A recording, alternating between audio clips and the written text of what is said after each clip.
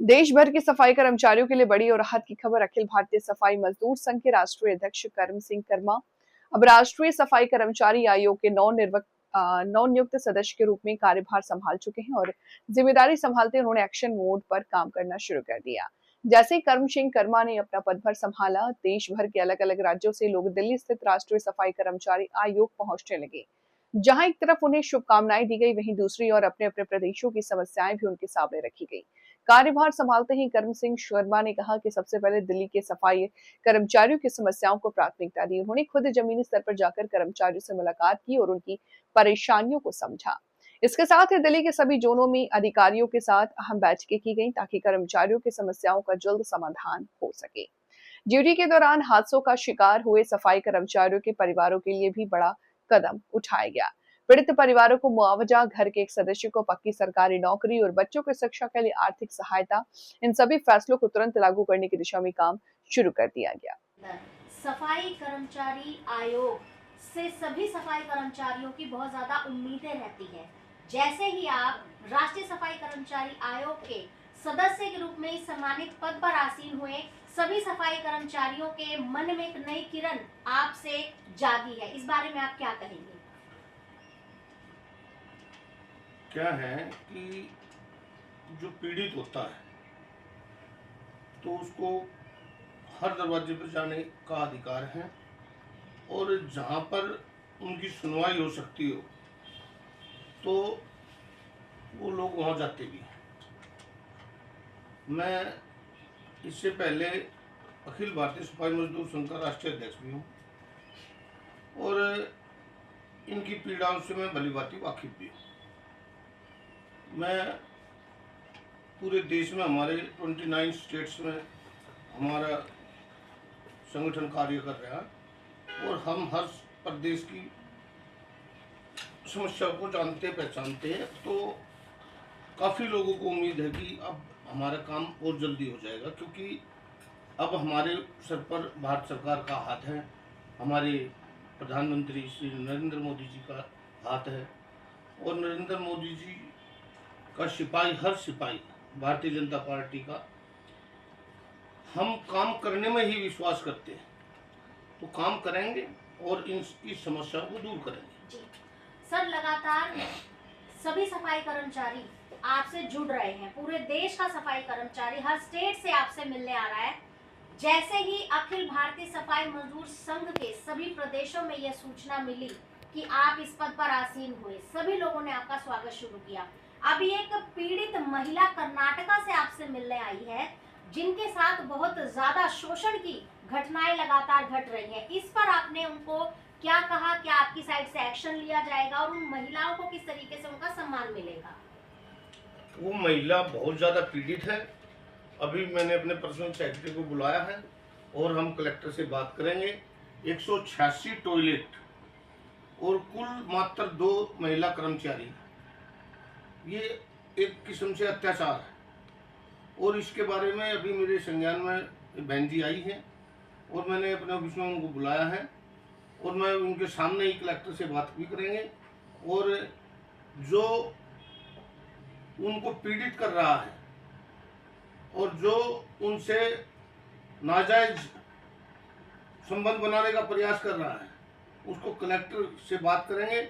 अगर कलेक्टर नहीं बात करेगा तो हम मिनिस्ट्री में भी लिख कर देंगे और उसको सजा भी कराएंगे, उसके खिलाफ एफआईआर दर्ज कराएंगे।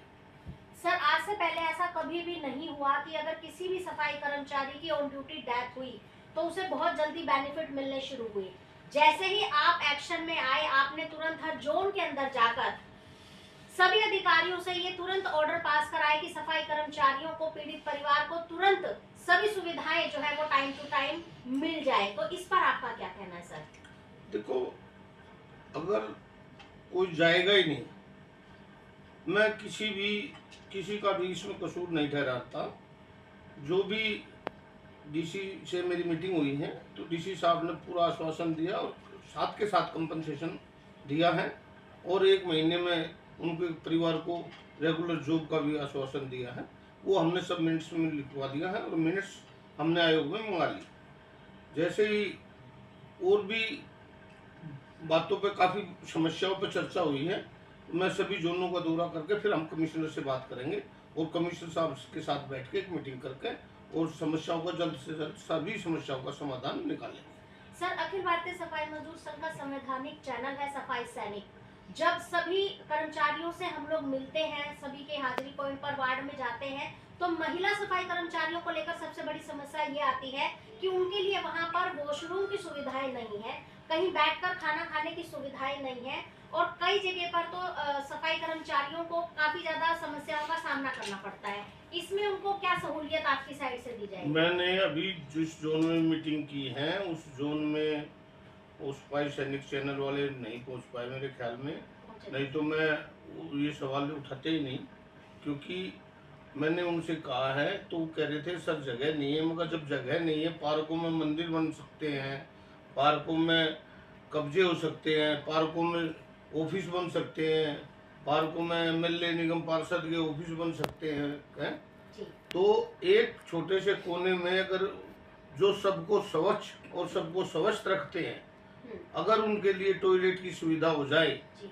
या बारिश आ जाए, कपड़े चेंज करने की, बहन बेटियों को कपड़े चेंज करने की समस्या है, तो मैंने उनसे आग्रह किया कि भाई आप इसका समस्या का समाधान जल्द से जल्द करें। दूसरी बात रही, हमारे दिल्ली में भी हमारी भारतीय जनता पार्टी की सरकार है और एमसीडी में भी भारतीय जनता पार्टी की सरकार है।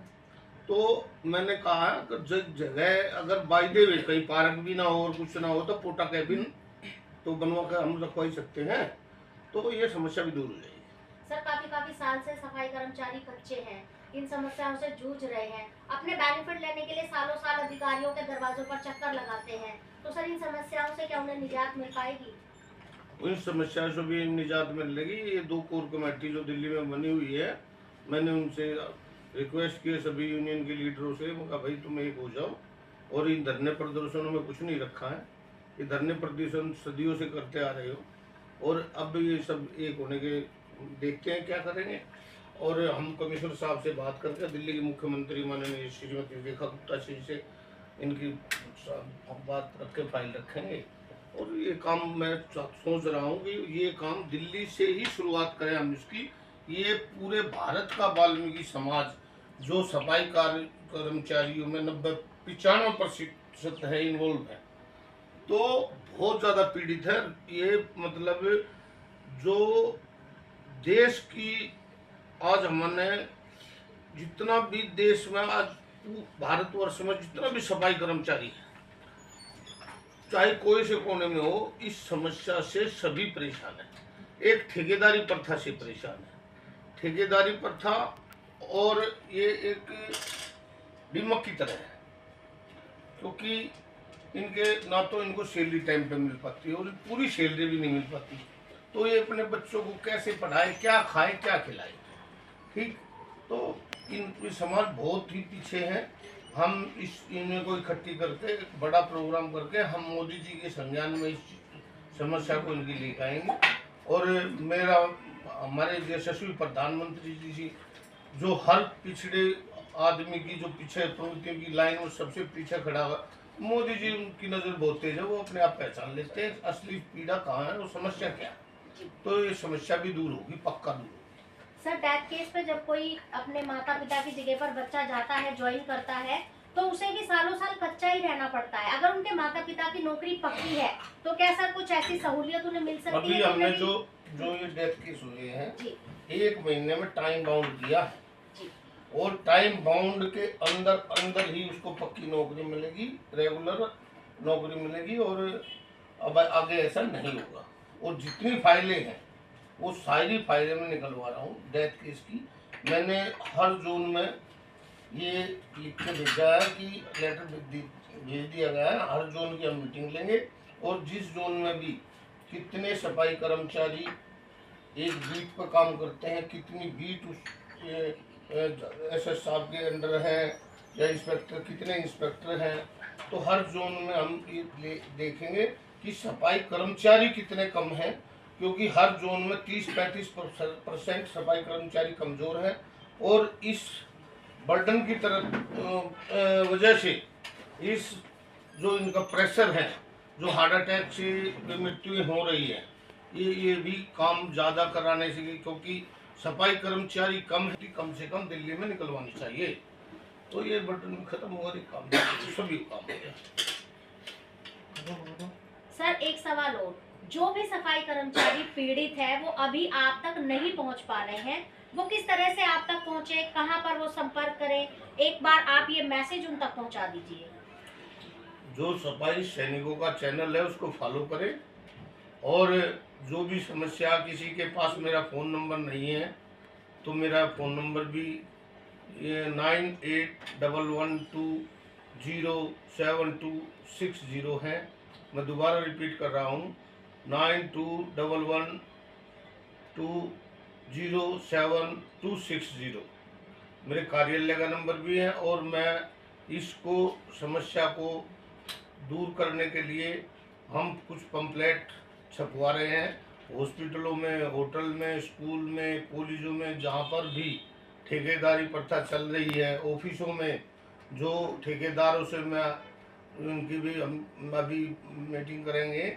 जो बहुत से ठेकेदार सैलरी पे ज़्यादा साइन कराते हैं, सैलरी कम देते हैं, उनसे की भी बहुत बड़ी समस्या है। लेकिन बच्चे बेरोजगार होने के कारण ऐसी समस्याओं से जूझ रहे हैं, और जो ठेकेदार कहता है वो करना पड़ रहा है। ठेकेदार बैंक में पैसे डलवा देता है, फिर बैंक से कैश निकलवा कर वापस भी ले लेता है। ऐसी ऐसी शिकायतें भी हमें सुनने में आ रही है, उनका भी जवाब देना पड़ेगा, उनको भी जवाब देना पड़ेगा। तो बहुत समस्याएं हैं, धीरे धीरे अभी बैठे हैं, धीरे धीरे समाधान सब समस्या का होगा। कोई ऐसा काम नहीं जो नहीं हो सकता। सर जैसे ही आपने ये पद अपना आसीन किया, तब से ही अखिल भारतीय सफाई मजदूर संघ के प्रधान, महासचिव और संस्थापक श्री राजपाल महरोलिया जी आपके साथ लगातार कर्मचारियों की परेशानियों से आपको अवगत करा रहे हैं। उनके कार्यशैली पर आप क्या कहना चाहेंगे? वो सफाई कर्मचारियों के पितामह भी हैं, उनको बहुत ज़्यादा नॉलेज है पूरे देश में। उन्होंने ही मेरे को जो अखिल भारतीय सफाई मजदूर संघ का दायित्व दिया, राजपाल महरोलिया जी ने दिया, और समस्याओं से भली भांति वाकिफ है, एक ईमानदार व्यक्ति हैं। ये जितने भी इस दिल्ली में संगठन पनप रहे हैं, जैसे कांग्रेस थी ना, कांग्रेस में बहुत बड़े बड़े नेता पैदा हुए, फिर उन्होंने अपनी पार्टी, संगठन एक समुंदर है। और ये कोई भी जो आज ये सीजनली मेंढक जो चलते हैं, कुछ ये मेंढक ऐसे निकले हुए, इसको ऐसे ही तो कुछ यूनियन यहाँ से निकली हुई है, लेकिन वो भूल जाते हैं। लेकिन बाप तो बाप ही होता है ना। तो राजपाल महरोलिया जी का जितना भी एक्सपीरियंस है वो मेरे काम आ रहा है, और जिस पद पे मैं बैठा हूँ वो एक्सपीरियंस बहुत ज़्यादा ज़रूरी है। इसलिए मैं बड़े भाई साहब को अपने साथ रखता हूँ। जितने भी हमारे वाल्मीकि मेले की टीम है, वो भी हम साथ मिलकर ही कार्य कर रहे हैं, क्योंकि हम काम करने के लिए आए हैं। मैं तो ये चाहता हूँ, हाथ जोड़कर रिक्वेस्ट करता हूँ, जिस भाई को भी जो पीड़ा हो जरूर आए, और अभी नहीं तो कभी नहीं। धन्यवाद।